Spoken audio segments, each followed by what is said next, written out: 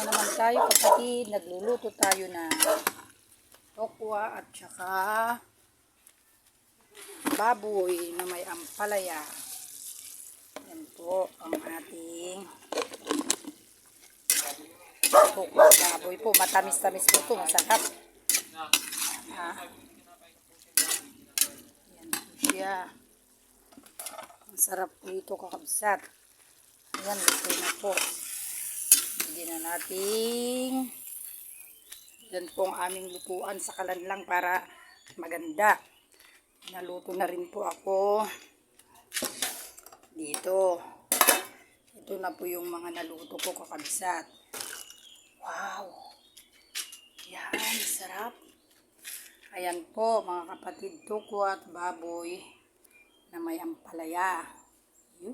Yummy. Tignan nyo po yan, matamis-tamis yan with oyster soy. Nagluto rin tayo ng pakbit na may pritong bangus. At nagluto tayo ng adobo na manok na may itlog.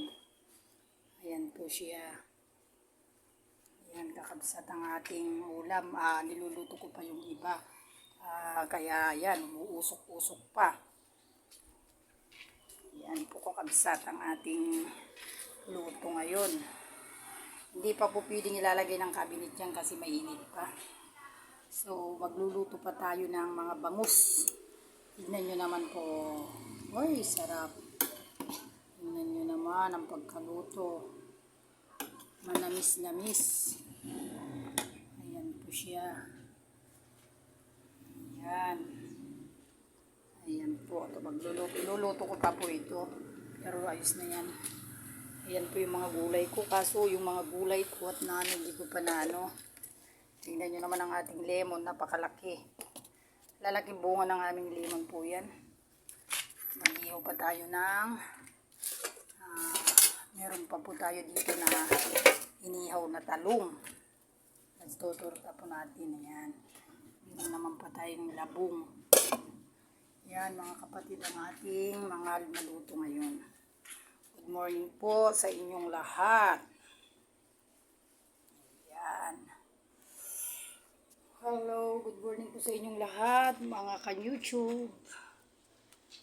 Sana like nyo naman ako and share sa aking ginagawa.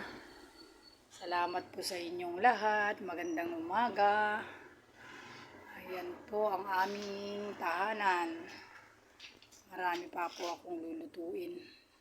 Luluto pa kami ng sisig. Kakabsat. Ang aming sisig ay inihiwa pa lang. Parang tuyaw. Pulutan na. Sisig. Okay.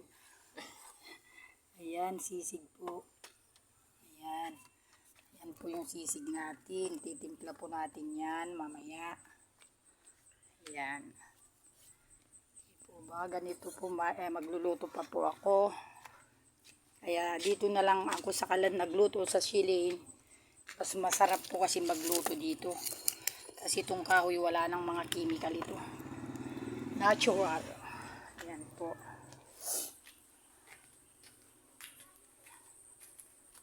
Ayan po ang aming paligid. Ayan po ang aming paligid mga kapatid. Puro puno kami ng kahoy dito. Ayan, sa aming mga paligid. Ayan na naman yung ulan. Parating na naman yung ulan, kakabsat. Tingnan nyo po. Ayan po, ang ganda po dito sa amin sa bukid. Marami pong mga pine tree dyan. Ayan o, bukid po talaga dito sa amin sa tabi ng bahay. Marami pong ukong dyan sa tabi. Ayan, salamat po sa inyong panunood. Gandang umaga po. Bye-bye.